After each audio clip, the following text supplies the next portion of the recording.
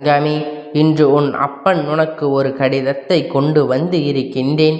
என் பிள்ளை, உனக்கு மிகுந்த நெருக்கமான ஒரு உறவு உன்னை நினைத்து எழுதிய ஒரு கடிதம். அது எழுதியதோடு மட்டுமல்லாமல் உன்னிடத்தில் அதை கொடுக்க மனமில்லாமல், அங்கு தைரியமில்லாமல் அதை மறைத்து வைத்து கொண்டு இருக்கின்றது. உன் அப்பன் நான் இன்று அதை உன்னிடத்தில் சொல்ல வேண்டும் என்ற காரணம் தெரியுமா? என் பிள்ளையே, இவரை நினைத்து நீயும் மிகுந்த மனவேதனையில் இருந்து கொண்டு இருக்கின்றாய். இவருக்கும் உனக்கும் இடையில் இருக்கின்றது எது போன்ற உணர்வு என்று கூட உன்னால் புரிந்து கொள்ள முடியவில்லை. இவருக்கும் உனக்கும் இருக்கின்றது என்ன உறவாக இருக்கும் என்று நீ யோசித்து கொண்டு இருக்கின்றாய். எப்பொழுதுமே உன்னை நினைத்த மனதோடு மனவேதனையில் ஆளாக்கி நிறுத்தி வைத்திருக்கிறார். இவர்களின் மனதில் என்ன இருக்கின்றது என்பதை தெரிந்து கொள்ள வேண்டிய ஆர்வம் உனக்கு எப்பொழுதும் இருந்து கொண்டு இருக்கின்றது.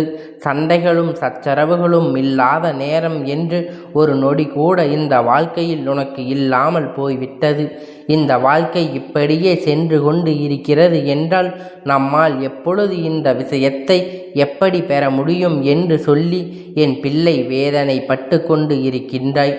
நிச்சயமாக என் குழந்தை இந்த நேரத்தில் எந்த கடிதத்தை கொண்டு வந்து சேர்த்தால் நிச்சயமாக உனக்கு மிக பெரிய தெளிவு கிடைத்துவிடும் என்கின்ற நம்பிக்கையில்தான் என் குழந்தையே எல்லா நேரத்திலும் எல்லா விஷயங்களையும் தெரிந்து விட முடியாது அல்லவா?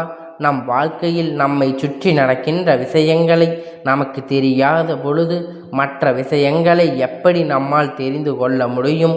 அதனால் இந்த நேரத்தில் உன் வாழ்க்கையில் நடக்கின்ற இந்த பிரச்சனைகளை எல்லாம் கண்டு என் பிள்ளை நீ மனதளவில் பயந்து கொண்டு இருக்கின்றாய். இந்த வாழ்க்கை உனக்கென்று இருக்கின்ற ஒவ்வொரு உண்மைகளையும் நீ தெரிந்து கொள்ள வேண்டும். அவர்கள் உன் மீது உண்மையான அன்பு வைத்திருக்கிறார்களா? இப்பொழுது ஏதோ ஒரு சூழ்நிலையினால் உன்னிடத்தில் இருந்து அவர்கள் கருத்து வேறுபாடு ஏற்பட்டு இருக்கின்றது என்பதற்காக அவர்களை நீ சந்தேகப்பட்டு விடாதே. தவறு.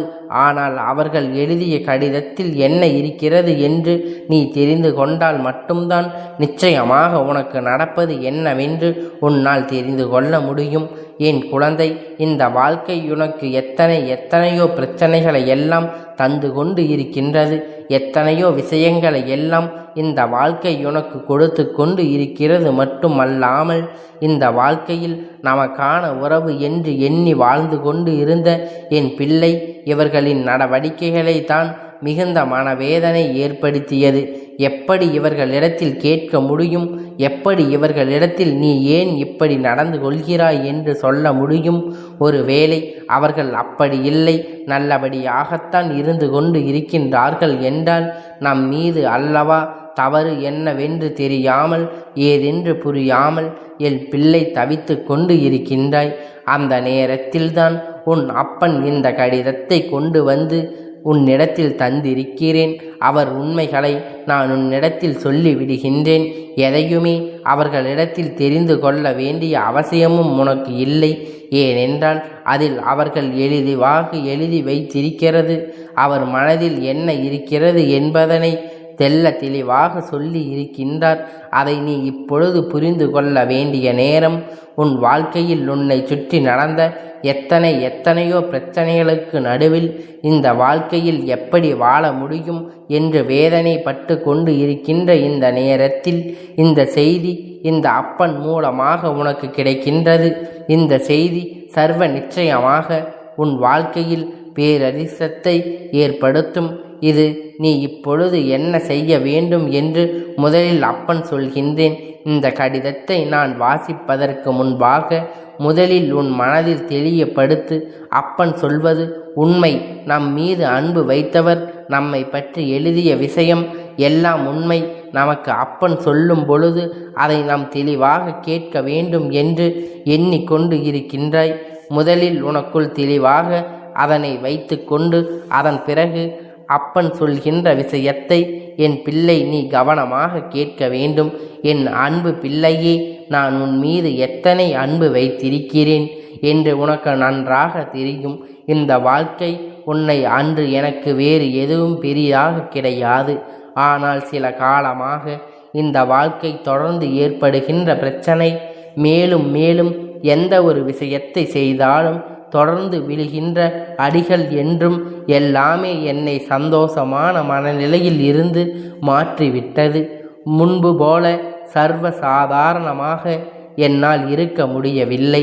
நான் நானாக இருக்க முயற்சி செய்தாலும் அது என்னாலும் முடியவில்லை. ஏனோ எனக்கு வேதனைகள் அதிகமாக இருந்து கொண்டு இருக்கின்றது. என்ன அளவை உன்னிடத்தில் பகிர்ந்து கொள்ள முடியவில்லை. ஏனென்றால் என்னுடைய கஷ்டங்கள் என்னோடு போகட்டும். நான் உன்னிடத்தில் சொல்லி உன்னை மனவேதனைக்கு ஆளாக்க விரும்பவில்லை. நான் இதை உனக்கு கூட தெரியாமல் தான் எழுதி வைத்திருக்கிறேன். ஏனென்றால் உன்னிடத்தில் சொல்வது போலத்தான் இதில் எழுதி இருக்கிறேன். உன்னிடத்தில் சொல்லாமலும் என்னால் இருக்க முடியவில்லை. ஆனால் நிச்சயமாக என் மனது உனக்கு புரியும். எந்த காலத்திலும் நீ என்னை சந்தேகப்பட மாட்டாய். எந்த காலத்திலும் என் மீது கொண்ட நம்பிக்கையை நீ கைவிட மாட்டாய். எப்படி ஆனாலும் நான் உனக்கு துணையாக இருப்பேன் என்பது நிச்சயமாக உனக்கு தெரியும். எந்த காலகட்டத்திலும் நான் உன் கையை விட்டுவிட மாட்டேன் என்பது என் அன்பு உணர்ந்த விஷயமாக இருந்தாலும் என்னுடைய இந்த போக்கானது, இந்த நடவடிக்கை நிச்சயமாக உனக்கு வேதனையை கொடுக்கும் என்று என்னால் புரிந்து கொள்ள முடிகின்றது. இன்னும் சில காலம்தான், எல்லாம் சரியாகிவிடும். சரியாகவுடன் நான் உன்னிடத்தில் அத்தனையும் சொல்லி மன்னிப்பு கேட்க முன் வருவேன். நான் இருப்பேன். இப்பொழுது என்னால் இருக்க முடியவில்லை என்பது தானே என்னுடைய பிரச்சனையாக இருக்கின்றது. அதையெல்லாம் கடந்து இந்த வாழ்க்கை நம்ம வாழ வேண்டும். இந்த பிரச்சனைகளை எல்லாம் நிச்சயமாக சரியாகும் என்னால். ஆனால் அத்தனை பிரச்சனைகளையும் நான் செய்து கொண்டு இருக்கின்றேன். எந்த அளவிற்கு நம் வாழ்க்கை நல்லபடியாக நாம் வாழ வேண்டுமோ அந்த அளவிற்கு இந்த வாழ்க்கை நான் நல்லபடியாக செதுக்குவேன். நம் ஆசைப்பட்டது போல முழுமையாக சந்தோஷம் இந்த வாழ்க்கையில் நிச்சயமாக நமக்கு கிடைக்கும். நீ அதுவரையிலும் சற்று பொறுத்திருக்க வேண்டும். எக்காரணம் கொண்டும் என்னுடைய இந்த நிலையை கண்டு சந்தேகப்பட்டு விடாதே. ஒரு நாளும் உன் மீது கொண்ட அன்பிலிருந்து நான் ஒரு துளி அளவு கூட பின் வாங்குவது கிடையாது. உன்னை நன்றாக வைத்திருக்க வேண்டும் என்ற எண்ணத்தில் இப்பொழுது எனக்கு பின் தங்கள் வந்து விட்டது. அதில் என்னால் எதுவும் செய்ய முடியவில்லை என்ற வேதனையில்தான் நான் இப்பொழுது நடந்து கொண்டிருக்கிறேன் தவிர வேற எந்த ஒரு விஷயமும் அல்ல. அதனால் என்னை புரிந்து கொள்கின்ற உனக்கு நிச்சயமாக இது புரியும். நான் எடுத்து சொல்லும் பொழுது நிச்சயமாக உன்னால் புரிந்து கொள்ள முடியும். என் பிள்ளை, இப்படித்தான் அந்த கடிதத்தில் எழுதியிருக்கிறது. அதாவது உனக்கு மிகவும் நெருக்கமான ஒருவர் கொண்டு வந்த மனவேதனையினால் நிச்சயமாக உன்னோடு நேரடியாக பேச முடியாமல் கடிதத்தின் எழுதி வைத்திருக்கின்றேன். இவர்கள் எழுதிய இந்த கடிதத்தினால் என் பிள்ளை உன்னுடைய மனது நிற்கின்ற தேவையற்ற குழப்பங்கள் எல்லாம் இப்பொழுது நீங்கி இருக்கும் என்று நான் நம்புகின்றேன். உன் வாழ்க்கையில் இருக்கின்ற தேவையற்ற சூழ்நிலைகள் எல்லாம் நீங்கும். நீ எதிர்பார்த்ததை விட இந்த வாழ்க்கை உனக்கு பல சிறப்புகளை நிச்சயமாக கொடுக்கும். வாழ்க்கையில் வருகின்ற எல்லாவற்றையும் பெற்றுக்கொண்டு இந்த வாழ்க்கையை மனநிறைவாக நிச்சயமாக வாழ்வாய். இதை நினைத்து வருத்தப்படாதே. அவர்கள் கடிதத்தில் இருந்தது உனக்கு புரிகின்றதா?